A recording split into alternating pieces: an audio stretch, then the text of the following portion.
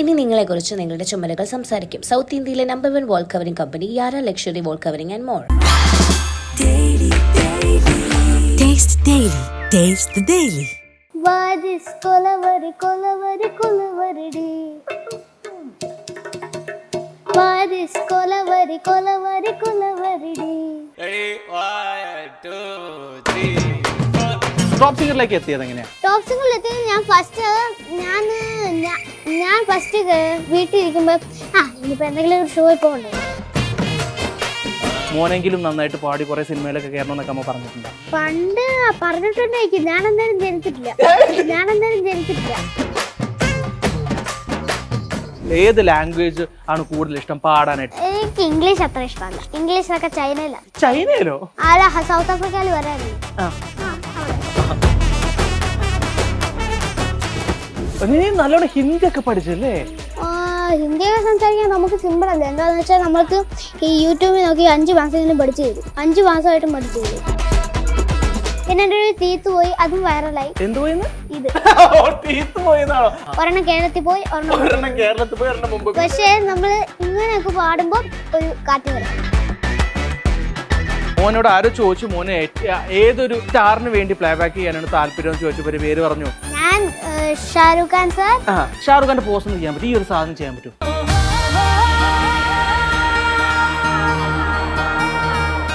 Hello, നമസ്കാരം. Behind വുഡ്സിന്റെ എല്ലാ വ്യൂവേഴ്സിനും ഇന്ന് നമ്മോടൊപ്പം ഉള്ളത് ഒരു കുട്ടി ഗസ്റ്റാണ്. ഈ ഗസ്റ്റിന്റെ പ്രത്യേകത എന്ന് പറഞ്ഞു കഴിഞ്ഞാൽ ഇടുക്കിയിൽ ജനിച്ച് അങ്ങ് നോർത്ത് ഇന്ത്യയിൽ പോയി നോർത്ത് ഇന്ത്യയിലെ എല്ലാ ഹിന്ദിക്കാരെയും കയ്യിലെടുത്ത് അവരുടെയൊക്കെ മനം കവർന്നുകൊണ്ട് സോണി സംഘടിപ്പിച്ച മ്യൂസിക് റിയാലിറ്റി ഷോയിലെ ടൈറ്റിൽ വിന്നറായിട്ട് വന്ന നമ്മുടെ സ്വന്തം ആവിർഭവ് മാൻ. നല്ല സുന്ദര കുട്ടപ്പനായിട്ടുണ്ടല്ലോ. കോട്ടയൊക്കെ ഇട്ടുണ്ട്. ഫുൾ ടൈം ഇപ്പൊ എങ്ങനെയാണ് നടത്തും? ഇതിനു മുന്നേ ഞങ്ങള് അവിടെ നിന്ന് തന്നെ മേടിച്ചോണ്ട് അവിടെ തന്നെ അവര് തന്നെ തന്നാണ് ഈ കോട്ടും. എനിക്ക് തോന്നുന്നു അവിടുന്ന് ഷാറൂഖ് ഖാന്റെ പോലെ ഉണ്ട് എന്ന് കേട്ടതിന് ശേഷമായിരിക്കും. അപ്പൊ ആ സ്റ്റൈല് പിടിച്ചേക്കുന്നതാണ്. ഷാറൂഖ് ഖാന്റെ പോസ്റ്റ് ഒന്നും ചെയ്യാൻ പറ്റും? ഈ ഒരു സാധനം ചെയ്യാൻ പറ്റും?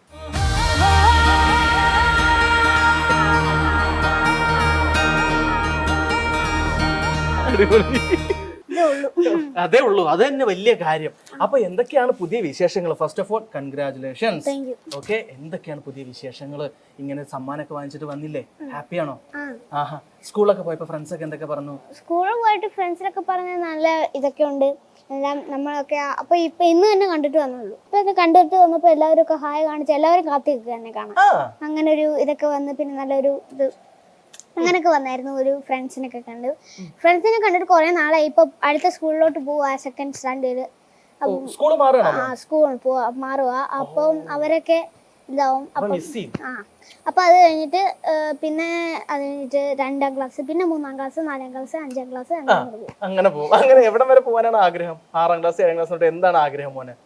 എഡ്യൂക്കേഷൻ ലെവലിൽ എനിക്ക് PG വരെ പഠിക്കണം. PG വരെ പോയാൽ മതി. ഓക്കെ. അപ്പൊ എന്തായാലും സിംഗർ എന്ന രീതിയിലാണ് ഇപ്പൊ മോനെ ഞാനോട് പിടിച്ചിരുത്തിയേക്കണത്. അപ്പൊ അതുകൊണ്ട് തന്നെ മോന്റെ ഒരു അടിപൊളി പാട്ടോട് കൂടി നമുക്ക് ഇന്നത്തെ എപ്പിസോഡ് അങ്ങ് സ്റ്റാർട്ട് ചെയ്യാം. ഓക്കെ? എനിക്ക് തോന്നുന്നു ഞാനും സിംഗിൾ ആണ്, മോനും സിംഗിൾ ആണ്. അപ്പൊ നമുക്ക് സിംഗിൾസിന്റെ പാട്ട് വെച്ച് തുടങ്ങിയാലോ? പാട്ട് ഏതാ മനസ്സിലായോ? മോനെന്ന് പാടിയ പാട്ട് ഏതാ? കൊലവരി. കൊട്ടിക്കൊണ്ട് പാടാൻ പറ്റുമോ? ചില്ലാണ്, പൊട്ടിക്കരുതേ. ഉറപ്പല്ലേ? ഓക്കെ, എന്ന് തുടങ്ങാം. 3, 2, 1.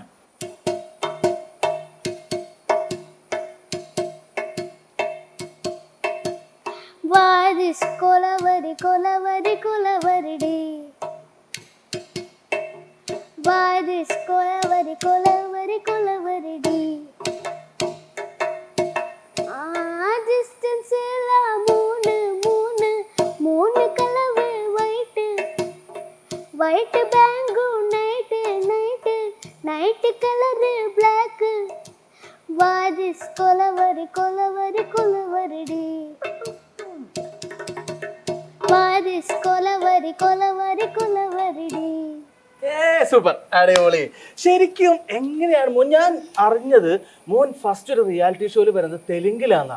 അപ്പൊ കേരളത്തിൽ തമിഴ്നാട്ടിലാണ് ജനിച്ചത്. ഇടുക്കിയിലാണെങ്കിൽ അച്ഛന്റെ അമ്മയുടെ സ്ഥലമാണ് ഇടുക്കി. മോൻ ജനിച്ചത് എവിടെയാ? ഞാൻ ജനിച്ചത് തമിഴ്നാട്ടിലാണ്. ശരിക്കും പറഞ്ഞാൽ സേലത്തിലാണ് ജനിച്ചത്. അപ്പം ഞാൻ 2014 ജനിച്ചു. അങ്ങനെ അങ്ങനെയാണ് ഫസ്റ്റ് തൊട്ട് തുടങ്ങി 1.5 വയസ്സിൽ തൊട്ട് ഞങ്ങൾ പാട്ട് പഠിച്ച് ശരിയാക്കി അങ്ങനെ. ഓക്കെ. അപ്പൊ എങ്ങനെയാണ് അപ്പൊ ഈ സരിഗമപ്പാല് വന്നത്? അതെങ്ങനെയാന്ന് വെച്ചാൽ ചേച്ചിക്ക് ഒരു ഇതുണ്ടായിരുന്നു, മറ്റേ ഒരു ചേച്ചിക്ക് ഒരു ഷോ ഉണ്ടായിരുന്നു. അതുകൊണ്ട് ചേച്ചിക്ക് വേണ്ടിട്ട് ഞാൻ പോയി. എന്താണെന്ന് വെച്ചാൽ എന്നെ വീട്ടിൽ തന്നെ വെച്ചിട്ട് പോകാൻ പറ്റത്തില്ല. ചെറിയ കുട്ടിയല്ലേ, 1.5 വയസ്സല്ലേ ഉള്ളൂ. പിന്നെ അത് മാത്രമല്ല നല്ല വികൃതിയായിരിക്കും അന്ന് അല്ലേ? അതുകൊണ്ട് ഞാൻ റൂമിൽ പോയി താമസിച്ച് ഞങ്ങളുടെ ഷോ ഒക്കെ കണ്ട്, പെണ്ണിന്റെ ഷോ ഒക്കെ കണ്ടിട്ട് ഞാൻ സന്തോഷിക്കും കുറെ കൂടെ. അങ്ങനെയൊക്കെ ഒരു ഇത് നല്ല രസമായിരുന്നു. പിന്നെ അങ്ങനെ കണ്ട് എല്ലാവരും കണ്ട്, ശ്രീമുഖി ദീദിനെ കണ്ട് എല്ലാവരും കണ്ട്. ഇപ്പൊ എത്ര വയസ്സുണ്ട് മോന്? ഇപ്പൊ എനിക്ക് 7 വയസ്സിൽ നാഷണൽ എല്ലാവരുടെയും നാഷണൽ ലെവലിൽ ഭയങ്കര ക്രേസ് ആയിട്ട് മാറിയിരിക്കുകയാണ് ആവിർഭാവ്. എന്താ വീട്ടിൽ എന്താ വിളിക്കുക ആവിർഭാവിനെ? എന്നെ കുട്ടൻ എന്നാ വിളിക്കാറ്. കുട്ടൻ, മറ്റേ ബാബുക്കുട്ടന്റെ കുട്ടനാണോ? ഇത് വേറെ കുട്ടൻ? ഇത് വേറെ കുട്ടൻ. ഓക്കെ. അത് ആ ഒരു എക്സ്പീരിയൻസ് എങ്ങനെയായിരുന്നു ടോപ്പ് സിംഗറിൽ പോയിട്ടുള്ളത്? ടോപ്പ് സിംഗറിലേക്ക് എത്തിയത് എങ്ങനെയാണ്? ടോപ്പ് സിംഗറിൽ എത്തിയത് ഞാൻ ഫസ്റ്റ് വീട്ടിലിരിക്കുമ്പോൾ ഇനിയിപ്പോൾ എന്തെങ്കിലും ഒരു ഷോയിൽ പോകണ്ടേ, അങ്ങനെ ഓർത്തപ്പോൾ അച്ഛനെ വിളിച്ച് ഞാൻ പറഞ്ഞു ടോപ്പ് സിംഗർ നമുക്ക് പോയാലോ. അപ്പോൾ അച്ഛനൊരു ഐഡിയ കിട്ടി. അപ്പോൾ അങ്ങനെ വിളിച്ചു പറഞ്ഞു നമുക്ക് ടോപ്പ് സിംഗറിൽ പോവാം എന്നൊക്കെ പറഞ്ഞ് വിളിച്ചു പറഞ്ഞു, നമ്പറിലൊക്കെ വിളിച്ച് പറഞ്ഞു. അങ്ങനെ ഞങ്ങൾ ഫസ്റ്റ് ഓഡിഷൻ പോയി. അങ്ങനെയൊക്കെ അവിടെ സിന്ധു മാമും അവരൊക്കെ ഇരിക്കുക, അവരൊക്കെ കണ്ട്. പിന്നെ ലാസ്റ്റ് വരെ ഞാൻ ഇടയ്ക്കൊന്നും കെറ്റ് ചെയ്തു, എന്താണെന്ന് വെച്ചാൽ അവിടെ നിൽക്കാൻ പറ്റിയില്ല. അപ്പോൾ അച്ഛൻ്റെ ജോലിയായിട്ട് കണ്ടിന്യൂ ആയിട്ടില്ല. അപ്പോൾ അതുകൊണ്ട് നമ്മൾ ഇറങ്ങിയത്. അവിടെ നിന്ന് ഇറങ്ങിയിട്ട് പിന്നെ അതിനുശേഷം പിന്നെ മോനെ കാണുന്നത് എവിടെയാ? ഞാനിപ്പോ കാണുന്നത് ഞാൻ നേരെ മുംബൈയിലോട്ട് വിട്ട് ഒന്നും നോക്കിയില്ല. വലിയൊരു പാട്ടുകാരനാണെന്നുള്ള ചിന്ത ആഗ്രഹത്തോടു കൂടി മുംബൈയിൽ വിട്ട് 7 മാസം അവിടെ ആയിരുന്നു. 7 മാസം മുംബൈയില് സിംഹത്തിന്റെ മടയിൽ പോയിട്ട് പിന്നെ അവിടെ നിന്ന് ഫസ്റ്റ് തന്നെ പോയപ്പോ ഒരു അച്ഛനാണ് വന്നത് ഫസ്റ്റ്. പിന്നെ സെക്കൻഡ് അമ്മയും ചേച്ചിയും കൂടെ വന്ന്. അപ്പൊ ആദ്യം എങ്ങനെ പോയത്? ആദ്യം ഞങ്ങള് ഇൻഡിഗോ ഫ്ലൈറ്റിൽ അങ്ങോട്ട് ഇല്ല, അച്ഛൻ മാത്രമേ ഉള്ളായിരുന്നുള്ളൂ. അപ്പൊ അച്ഛൻ അവിടെ നിന്ന് പോയപ്പോ പിന്നെ അവിടെ നിന്ന് തിരിച്ചു വന്നായിരുന്നു ഓഡിഷൻ കഴിഞ്ഞിട്ട്. എന്നിട്ട് അവിടെ നിന്ന് നേരെ ഇൻഡിഗോ ഫ്ലൈറ്റ് മുംബൈയിൽ വിട്ട് 3 മാസം അവിടെ നിന്ന് അച്ഛന്റെ കൂടെ. പിന്നെ ഇവരുടെ കൂടെ 7 മാസം നിന്ന്. 7 മാസം 3 മാസം, അപ്പൊ 10 മാസം.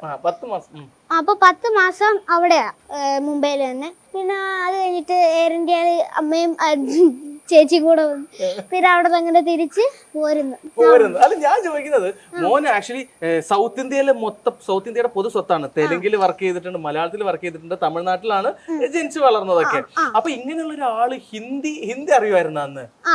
ഹിന്ദി പഠിച്ചിട്ടുണ്ടായിരുന്നു. അപ്പൊ എന്തുകൊണ്ടാണ് ഹിന്ദിയിൽ പോയിട്ട് അവിടുത്തെ റിയാലിറ്റി ഷോയിൽ പങ്കെടുത്തിട്ട് ജയിക്കണമെന്നുള്ള ഒരു സാധനം തോന്നാൻ കാരണം?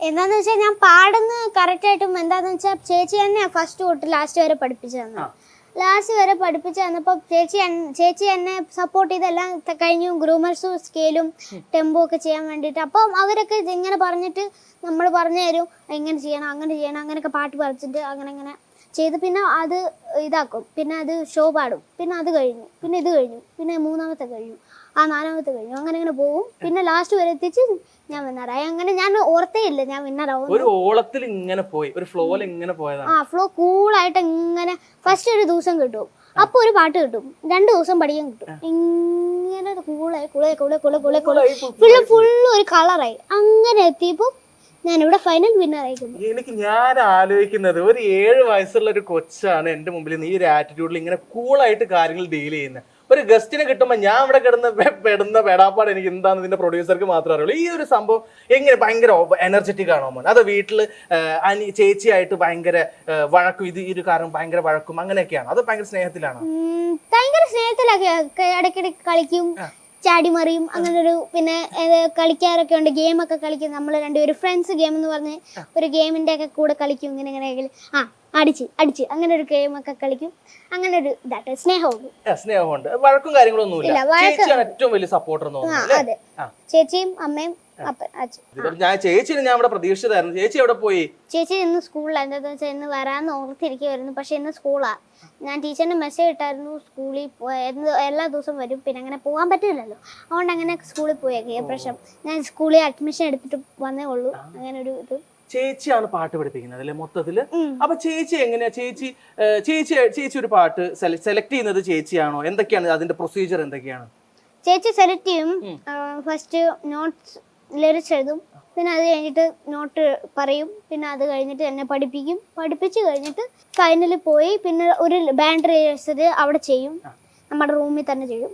അപ്പം അവിടെ ചെയ്തിട്ട് പിന്നെ അടുത്ത ദിവസം നമ്മുടെ ബാൻഡ് നമ്മൾ പാടി നോക്കും. പിന്നെ അത് കഴിഞ്ഞിട്ട് നമ്മുടെ ഷൂട്ട് സാധകം ചെയ്യാറുണ്ട് മോൻ. രാവിലെ എണീറ്റ് മുഖമൊക്കെ കഴുകി പല്ലൊക്കെ തേച്ച് ഇങ്ങനെ ശാന്തമായിട്ടിരിക്കും. ശാന്തമായിട്ട് ഇരുന്നിട്ട് സരിഗമ കുറെ നേരം 1 മണിക്കൂർ അങ്ങനെ ചെയ്യാനുണ്ടായിരുന്നു പണ്ട്. ഇപ്പൊ അതില്ല. എന്താന്ന് വെച്ചാൽ മുംബൈയിലായിരുന്നു. അവിടെ മുംബൈയിൽ അങ്ങനെ പാട്ടൊക്കെ പഠിച്ചു തുടങ്ങണ്ടേ. അപ്പൊ ഒരു പ്രശ്നം ഫ്രീ സമയമില്ല സത്യമായിട്ടും. പിന്നെ അങ്ങനെ പാട്ടൊക്കെ പഠിക്കണം. അത് പിന്നെ ഇങ്ങനെ സരിഗമ രാവിലെ എണീറ്റ് പാട്ടി തന്നെ ഞങ്ങൾ ഉണ്ടാക്കും. ഇത് ഞാൻ വീട്ടിൽ ഇതിനു മുന്നേ ചെയ്യാറുണ്ടായിരുന്നു. ഇന്നലെ തന്നെ ഇവിടെ എത്തി. പിന്നെ അങ്ങനെ സുഖമായിട്ട് കിടന്നുറങ്ങി. ക്ഷീണമായിരിക്കും. ഫ്ലൈറ്റില് 1 മണിക്കൂർ വരെ ഇരുന്നു. 1:10 അവിടെ നിന്ന് ഇറങ്ങിയതാ. തിരിച്ചു വന്നപ്പോ 3:10. ഒരു കുഞ്ഞു സെലിബ്രിറ്റിയുടെ രോദനമാണ് നമ്മൾ കേട്ടോണ്ടിരിക്കുന്നത്. എന്താ അവസ്ഥയാ. രാത്രി ആണെങ്കിൽ കറണ്ടും കൂടെ പോയി. കണ്ടെന്നെ കണ്ണു തുറന്നിരിക്കുക 2 മണി വരെ. മൊത്തത്തിൽ കണ്ണു തുറന്ന് വരെ 2 മണി വരെ എന്നിട്ട് അയ്യോ ഇതെന്താ കറണ്ട് ഇല്ലാത്ത ഫുള്ള് വേർത്ത് കുളിച്ച്. അച്ഛൻ വിളിച്ച്. അപ്പൊ അച്ഛൻ വിളിച്ച് എന്തുവാ മോനെ. അപ്പൊ ഞാൻ പറഞ്ഞു കറണ്ട് പോയി എനിക്ക് തരാ. അങ്ങനെ 2 മണി വരെ ഞാൻ പോയി. അച്ഛൻ സമയം പോയി നോക്കാൻ പറഞ്ഞു. സമയം പോയി നോക്കിയപ്പോൾ 2 മണി. പിന്നെ കുറച്ച് നേരം അങ്ങനെ കറണ്ട് ഇല്ലാതെ കിടന്നു തുടങ്ങി. എന്നിട്ട് രാവിലെ എന്നിട്ടിപ്പോൾ 9 മണി.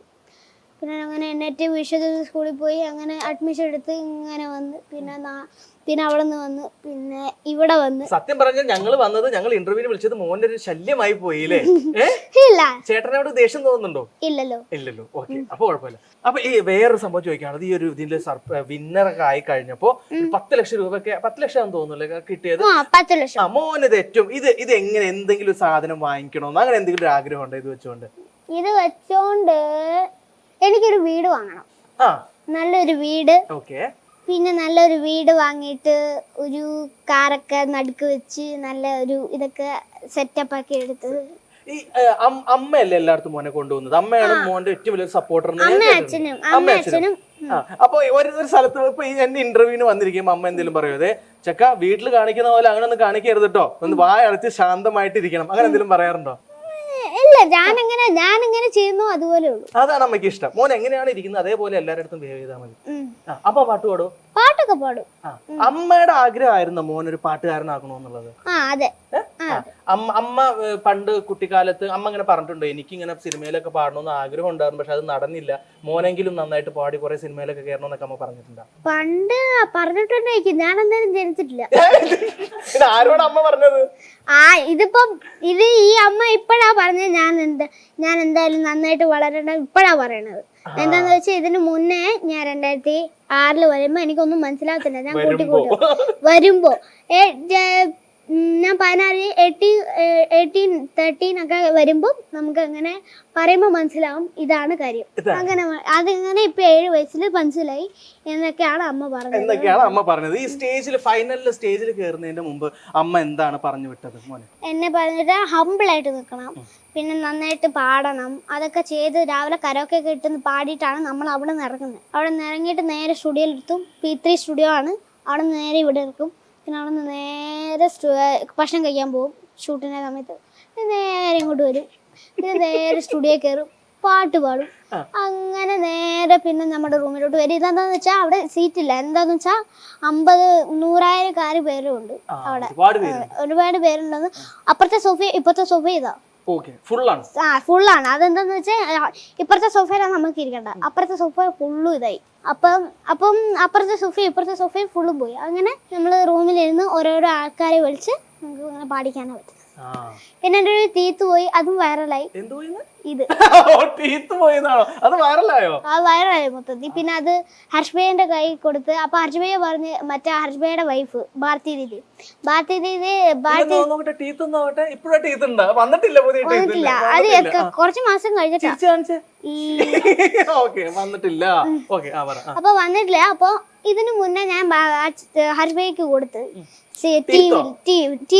ടി വി തന്നെ ഒരു ടിഷ്യൂ പേപ്പറിൽ ഇട്ട് കൊടുത്തപ്പം സാറ് പറഞ്ഞത് ഇത് ഞാൻ ഭാരതി ദീദിയുടെ കയ്യില് മോതിരാക്കിയിട്ട് ഇത് ഭാരതി ദീദിയുടെ കയ്യിൽ ഇട്ട് കൊടുക്കുന്നു.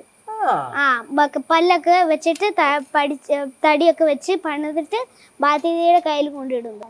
അപ്പൊ പല്ല് പോയത് അങ്ങനെ ഒരു ഗുണം കിട്ടി പല്ല് പോയതുകൊണ്ട് അല്ലേ? മോനായിട്ട് പറിച്ചെടുത്തതാണോ പല്ല്? അല്ല, ഇത് അമ്മ പറിച്ചെടുത്താ. ഇതാണ്ട ഈ 2 എണ്ണം പോയതാ, ഇപ്പൊ പുതിയത് വന്നത്.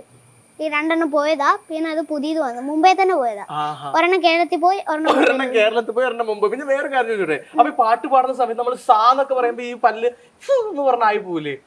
ഇല്ല, കറക്റ്റ് ആയിട്ട് കിട്ടുന്നുണ്ട്. പക്ഷെ നമ്മള് ഇങ്ങനെയൊക്കെ പാടുമ്പോ ഒരു കാറ്റ് വരുന്നുണ്ട്. അശ്വടാ. ഇനി അതിന്റെ ഫൈനലിലേക്ക് വരാം. ഫൈനലിൽ കഴിഞ്ഞ് വന്നപ്പോ മോനെ എന്തായാലും അമ്മനെ കണ്ടപ്പോ ഭയങ്കര സന്തോഷമായിക്കാണ് അല്ലേ? അപ്പൊ അമ്മ എന്താ പറഞ്ഞത്? ഫൈനൽ കഴിഞ്ഞു അമ്മനെ കെട്ടിപ്പിടിച്ച് ഉമ്മൊക്കെ കൊടുത്തതാണ്. അമ്മ പറഞ്ഞ് ഓക്കെ ഇതൊക്കെ ശരിയാണ് അങ്ങനെയൊക്കെ പറഞ്ഞ് എന്നെ കൊറേ സമാധാനപ്പിടിച്ച് അങ്ങനെയൊക്കെ ഇതാക്കി. ആവിർഭവേ, ഞാൻ വേറൊരു വൈറലായിട്ടൊരു വീഡിയോ കണ്ടായിരുന്നു. മോ അങ്ങനെ പാടാൻ വരുന്ന സമയത്തേക്കും ഒരു കുട്ടിയുടെ പേര് ഞാൻ മറന്നുപോയി. മോനോട് പറയും നിർത്ത് എന്ന് പറഞ്ഞിട്ട് അത് പിഹു അല്ലേ? പിഹു. പിഹു ഈ പേര് എനിക്ക് അറിഞ്ഞൂടാ. പിഹു ഒരു പെൺകുട്ടിയാണ് സത്യം പറഞ്ഞ. പക്ഷെ പെൺകുട്ടി അതൊരു കാര്യം. പിന്നെ ഇതിനു മുന്നേ ഞാൻ ടോപ് സിംഗിൽ പോയപ്പോ അവിടെ ഒരു പെണ്ണുണ്ടായിരുന്നു പിഹുവിനെ പോലെ തന്നെ. നാരാസ് അവിടെ ഉണ്ട്. അത് നാരാസ് എന്ന് പറഞ്ഞ കട്ടി എന്ന് പറഞ്ഞ ഇതല്ല, എനിക്ക് ഇഷ്ടമല്ല അങ്ങനത്തെ ഒരു. അവിടെ അതെ നാരാസ് കട്ടി എന്നൊക്കെ പറയും. കട്ടി എന്നൊക്കെ പറയുമ്പോ അത് തന്നെ കട്ടി എന്ന് പറയുമ്പോ എനിക്ക് ഇഷ്ടമല്ല. അത് തന്നെയാ ടോപ് സിംഗിലും നടന്നത്. ആ ടോപ്പ് സിംഗിൽ ജഗട അത് തന്നെയാ പ്രശ്നം. അയ്യോ, എന്നിട്ടാണ് ഞാൻ അവിടെ നിന്ന് ഇതായി പോയത്. നല്ലോണം ഹിന്ദി ഒക്കെ പഠിച്ചല്ലേ? ഹിന്ദി എങ്ങനെയാ വീട്ടില് എങ്ങനെ? ഹിന്ദി വെറുതെ നമ്മള് സംസാരിച്ചിട്ടല്ലേ ഹിന്ദി പഠിക്കാൻ പറ്റുള്ളൂ ഈ ആൾക്കാരായിട്ട് ഇടപഴകുമ്പോ? ഹിന്ദിയൊക്കെ സംസാരിക്കാൻ നമുക്ക് സിമ്പിൾ അല്ലേ? എന്താന്ന് വെച്ചാൽ നമുക്ക് ഈ യൂട്യൂബിൽ നോക്കി 5 മാസമെങ്കിലും പഠിച്ചു തരും. 5 മാസമായിട്ടും പഠിച്ചു തരും. ഇത് യൂട്യൂബ് നോക്കി 5 മാസം കൊണ്ട് ഹിന്ദി പഠിച്ച് എക്സ്പേർട്ട്. പിന്നെ എല്ലാവരും കേട്ട് ഞാൻ പഠിച്ചു.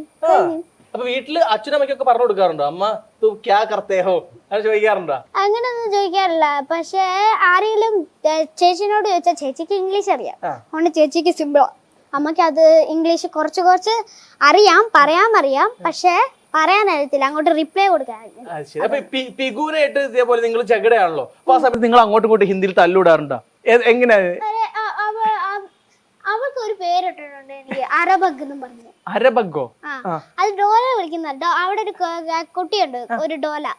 അവിടെ ഷിത്തിച്ചെന്ന് പറഞ്ഞൊരു ചേട്ടനുണ്ട്. ആ ചേട്ടന്റെ കുഞ്ഞാണ്. അപ്പം 5 വയസ്സേ ഉള്ളൂ. അപ്പം ആ പെണ്ണ് പറയുവാ അരബഗ് എന്ന്. ഇസ്കാ നാം ക്യാ പറയുമ്പോ അരബഗ്. അരബഗിന്റെ അർത്ഥം തോന്നുന്നു. അരബഗ് അർത്ഥം എന്റെ പേരിന്റെ അരബഗ് എന്ന് പറഞ്ഞാൽ അവിർഭവമായിട്ട് പറയുവാ. കളിയാക്കി, മനഃപൂർവ്വം കളിയാക്കി പറയുന്നു. കളിയാക്കിയല്ല, അത് 5 വയസ്സല്ലേ. അപ്പൊ അത് വഴി വഴങ്ങാൻ അങ്ങനെ പറഞ്ഞു. പിന്നെ ആ പേര് പിഹു അത് കോപ്പി അടിച്ചു. എന്നിട്ട് കളിയാക്കാൻ തുടങ്ങി. അപ്പൊ അവൾക്ക് ഒരു പേര് വിളിച്ച്. എന്നിട്ട് അതിങ്ങോട്ട് പുറകെ നടന്ന് പറഞ്ഞോണ്ടിരിക്കുക. എനിക്കാണെങ്കിൽ തല വേദന എടുക്കുക. ഇങ്ങനെ നോക്കിയപ്പോ എനിക്ക് വയ്യ, ഒന്നും ചെയ്യാൻ പറ്റത്തില്ല. അങ്ങനെ ഹിന്ദി പറഞ്ഞിട്ട് ഞാൻ അങ്ങോട്ട് ഇറങ്ങി. ഹിന്ദിയിൽ എന്ത് പറഞ്ഞിട്ടാണ് നീ ഇറങ്ങിയത്? ഹിന്ദിയിൽ എന്താ പറഞ്ഞത്? മര്യാദക്ക് നിർത്തിക്കോ എന്നുള്ള ഹിന്ദിയിൽ എന്തെന്ന് പറയാ? മത്കറോ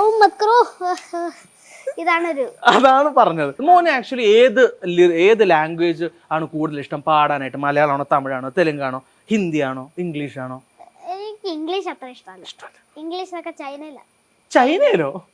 ദുബായിലൊക്കെയാണ് കൂടുതൽ ഇംഗ്ലീഷ് സോങ്സ് തന്നെ. സൗത്ത് ആഫ്രിക്കയിൽ വരാറില്ലേ? അവിടെ അങ്ങനെ വരാറുണ്ട്. പിന്നെ അത് എനിക്ക് ഇംഗ്ലീഷ് ഇഷ്ടമല്ല. മലയാളം അറിയാം, മലയാളം പാടാൻ കുറച്ച് ഇഷ്ടമാണ്. പഴയ പാട്ട്, പുതിയ പാട്ട് ഇതൊക്കെ പാടാൻ ഭയങ്കര ഇഷ്ടമാണ്. പിന്നെ ഹിന്ദി പാട്ടും തമിഴും ഇത്രയും അറിയാം. അതിന്റെ ഇടയിൽ വേറൊരു കഥ ഞാൻ കേട്ടായിരുന്നു. മോനോട് ആരോ ചോദിച്ചു, മോനെ ഏതൊരു സ്റ്റാറിന്റെ കൂടെയാണ്, സ്റ്റാറിന് വേണ്ടി പ്ലേ ബാക്ക് ചെയ്യാനാണ് താല്പര്യം എന്ന് ചോദിച്ചപ്പോ ഒരു പേര് പറഞ്ഞു. ആരാ? ഞാൻ ഷാരൂഖ് ഖാൻ സാർ, പിന്നെ മറ്റേ സൽമാൻ ഖാൻ സാർ. ഇതൊക്കെ പറഞ്ഞപ്പോ അവരെന്താ റെസ്പോണ്ട് ചെയ്തത്? അവരുടെ റെസ്പോൺസ് എന്തായിരുന്നു? അപ്പൊ നമ്മളെ മലയാള താരങ്ങളൊന്നും വേണ്ടേ ആവിർഭവന്? മലയാളക്കാരെ എന്തിനാ അവിടെ മുംബൈയിലെങ്ങനെ? എന്റെ മുഖത്തടിച്ച് പോലെ ചോദ്യം ഇവിടെ മുംബൈയുടെ കാര്യം പറയുമ്പോ എന്നോട് ആരാ മലയാളത്തിൽ ആൾക്കാരെ വിട്ട് വരാൻ പറഞ്ഞല്ലേ? അതെ, മുംബൈയില് ആ ക്വസ്റ്റ്യൻ ചോദിച്ചത് ഈ ചേട്ടൻ വീഡിയോ കണ്ടത് മുംബൈയുടെ കാര്യം. ഓക്കെ, ആ മുംബൈയുടെ കാര്യം ഞാൻ പറഞ്ഞത് Shahrukh Khan sir or Salman Khan sir. അതെല്ലാം മുംബൈയിലാണ്. അതല്ല മുംബൈ. ഇപ്പൊ നമ്മൾ അവിടുന്ന് പറന്ന് നേരെ ഇപ്പൊ ഇവിടെ കൊച്ചിയിൽ വന്ന്, അപ്പൊ കൊച്ചിയിൽ ഈ ചേട്ടൻ ചോദിക്കുന്നു മലയാളത്തിൽ ആർക്ക് വേണ്ടിയിട്ടാണ് പ്ലേ ബാക്ക് ചെയ്യാൻ താല്പര്യം എന്ന് വെച്ച് കഴിഞ്ഞാൽ മോൻ ആരുടെ പേരാ, ആരെ ഇഷ്ടം? Mohanlal sir, Mammootty sir. അവരൊക്കെ കാണാൻ പറ്റിയിട്ടുണ്ടോ? കാണാൻ പറ്റിയിട്ടില്ല, പക്ഷെ കാണാൻ ആഗ്രഹം. ലാലേട്ടന് വേണ്ടിട്ട് ഒരു പാട്ട് പാടുന്നു. ലാലേട്ടൻ ചിലപ്പോ ഈ പാട്ടൊക്കെ കണ്ടിട്ട് ലാലേട്ടൻ അവസരം തന്നാലോ ലാലേട്ടന് വേണ്ടി പാടാൻ? ലാലേട്ടന്റെ ഏതെങ്കിലും പഴയ പാട്ടുകൾ ഓർമ്മയുണ്ടോ? പഴയ പാട്ടോ പുതിയ പാട്ടോ ഏതെങ്കിലും പാട്ട്? നാളെ കാണാൻ പോവാണ്. ആഹാ, അത് ശരി. ഓക്കെ. അപ്പൊ നാളെ കാണാൻ പോവാ.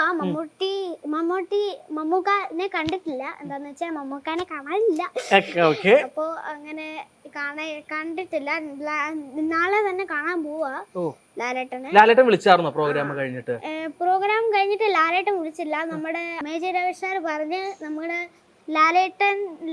ലാലേട്ടൻ സാറിന്റെ ഫ്രണ്ടാണ് ഈ ആരാ മേജർ രവി സാറ് വിളിച്ചു പറഞ്ഞു നമുക്ക് ലാലേട്ടൻ നാളെ കാണാൻ പോവാം. അപ്പൊ ലാലേട്ടൻ സർപ്രൈസ് ആയിട്ട് എന്തെങ്കിലും കൊടുക്കുന്നുണ്ടോ? പാട്ടായിട്ടോ ഗിഫ്റ്റ് ആയിട്ടോ? എന്തെങ്കിലും നമ്മൾ പാട്ടായിട്ട് കൊടുക്കും. ഞാൻ പഠിച്ചിട്ട് പോകും. ഇനി നിങ്ങളെ കുറിച്ച് നിങ്ങളുടെ ചുമലുകൾ സംസാരിക്കും. സൗത്ത് ഇന്ത്യയിലെ നമ്പർ 1 വാൾ കവറിംഗ് കമ്പനി യാര luxury wall covering and more. Taste the Daily.